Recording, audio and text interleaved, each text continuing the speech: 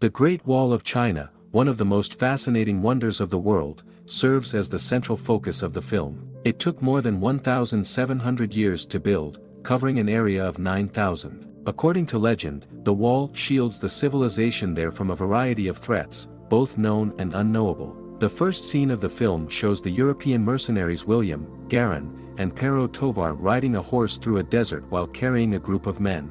They quickly seek refuge in a cave because, fortunately, some bandits are pursuing them for invading their territory. In search of a magical black powder, William and his troops have been riding through China for more than 6 months. It is thought that the powder ignites the air, killing a large number of men at once. It is everyone's ideal weapon. With no map, food, or medicine, William and his team have lost more than 20 members, and Tovar is quickly losing hope. He is adamant about abandoning the mission and going home, but William is determined to see it through. They count their remaining possessions and get rid of anything they deem unnecessary, including a large magnet. How exactly does that operate? William, however, made the choice to keep it because it can be turned into a compass. The group is suddenly attacked by an unknown creature after hearing strange noises. Several of the men are killed, but William kills the monster and severs its hand valiantly. He then makes the decision to bring the severed arm along in the hopes that someone will recognize it later.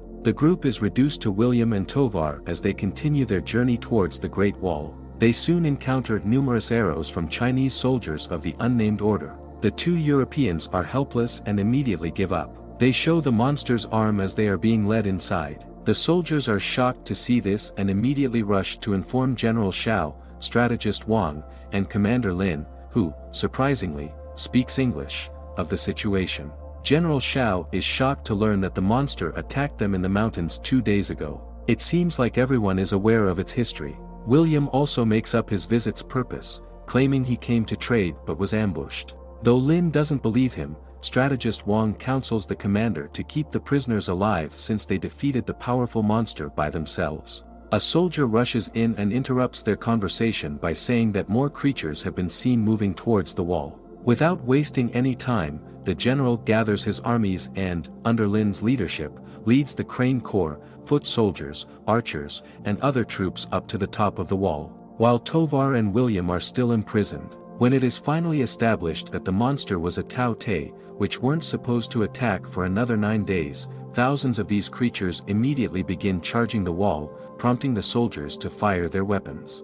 While the other soldiers fire burning rocks and arrows in the direction of the creatures, Lin and her troops descend to the battlefield while suspended from cords. William and Tovar were observing the bloody conflict at the time, fire and begin to fear for their own safety. They hear another European named Ballard among them as they yell for assistance. The Queen Monster soon makes her appearance, at which point General Xiao commands his army to attack her. She commands her subjects to scale the walls while deftly dodging every assault. General Xiao responds by directing his troops to engage in close combat. One of the monsters makes it to the top and begins slaughtering anyone in its path. William and Tovar persuade Ballard to release them in the midst of the chaos. They then skillfully dispatch the creature on the wall and a few others below until the Queen calls off the attack and flees. As a result, General Xiao respects William and Tovar and permits them to stay as guests rather than as prisoners. Xiao is concerned that the monsters have evolved and have grown stronger and more intelligent.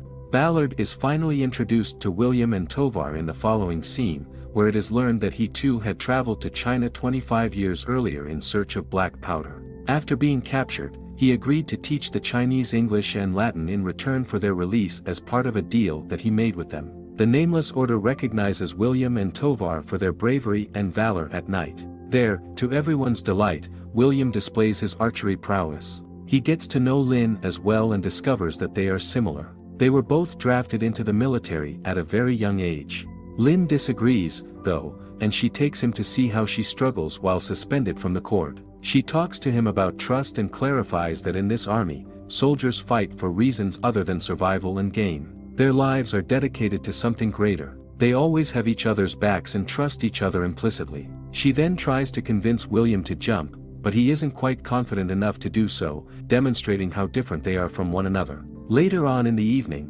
Ballard meets in secret with William and Tovar to give them a sneak peek at the black powder that had been taken from strategist Wang's stock.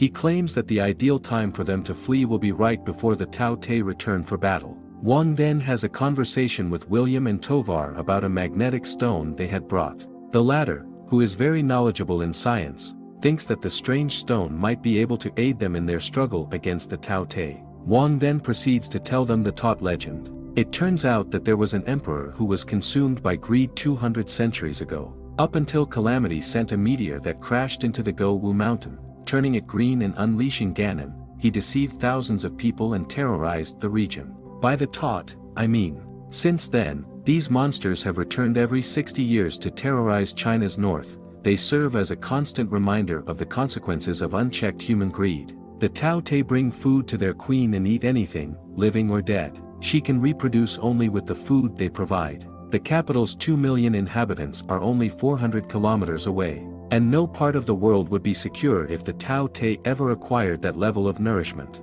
The nameless order of Tride should have been further away, to pursue the Tao Te, but they consistently vanish into thin air. A taught attacks soldiers close to the wall again shortly after, and General Shao is fatally wounded in the conflict. He appoints Lin as the Nameless Order's leader before he passes away. General Lin later receives a 900-year-old report from the capital of Bianliang outlining how to use the magnetic stones to ward off the Tao Te. It's thought that the magnet renders the monster dead and prevents them from receiving signals from the queen, which causes them to fall. William suggests sedated capture of one of the monsters in order to test this theory. The following morning, amid thick fog, the soldiers assemble for another conflict with the Tao Te. William and Adelin decide to stay during the fight despite their plan to flee. Ballard suggests leaving him behind as a result, but Tovar won't leave his friend behind. William decides to slide down a chain when the soldiers are unable to capture a monster that is up the wall. He is successful in capturing one,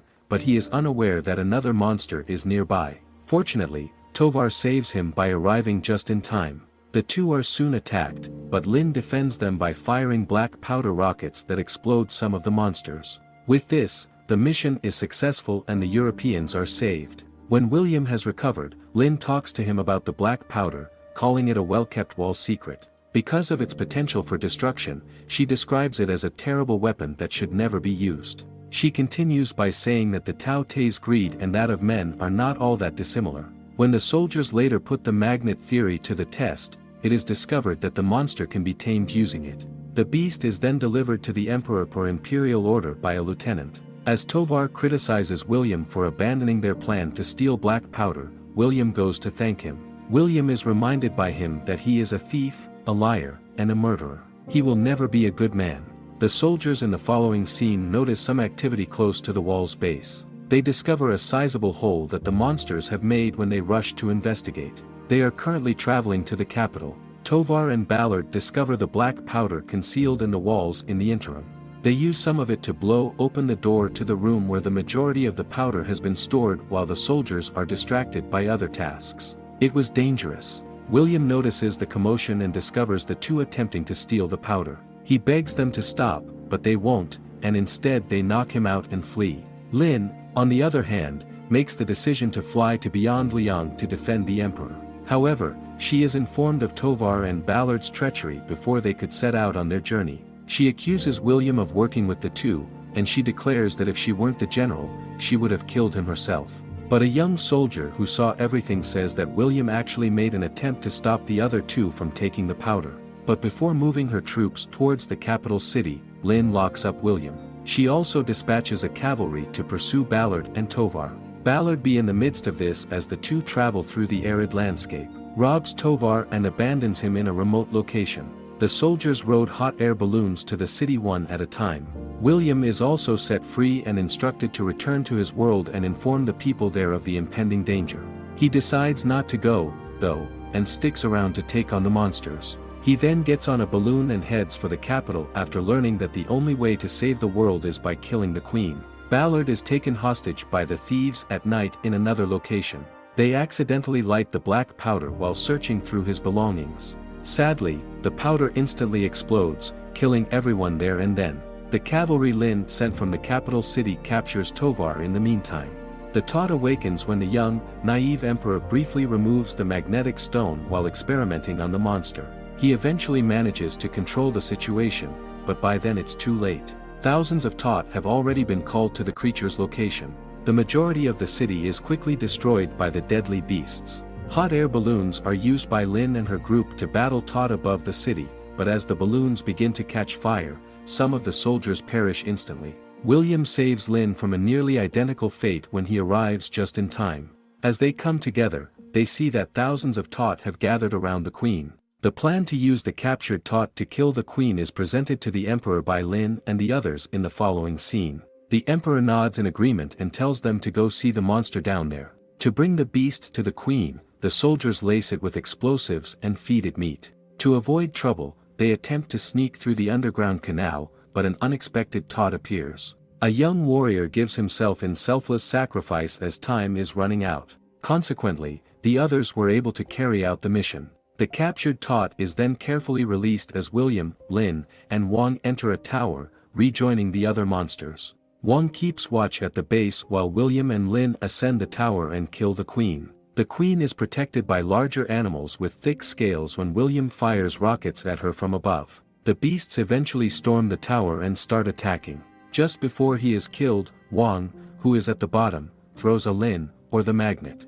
William has just a few seconds left when he has an idea. He wants to use the magnet to isolate the queen because it makes the creatures immobile. He then throws the stone her way while Lin simultaneously fires the rocket. The plan is successful, and the rocket eventually manages to get past the queen's defenses and detonates, destroying the monarch. The war is thus ended as the remaining Tate wither away as a result. Lin is given the regional general title after they have all returned to the wall. William receives a significant amount of black powder as payment in the meantime. But he decides to help Tovar, a friend. Instead, they make up and proceed home with a troop following for protection after saying goodbye to Lin and a dude. Make sure to subscribe and turn on notifications so you can watch more videos like this. Thanks for watching.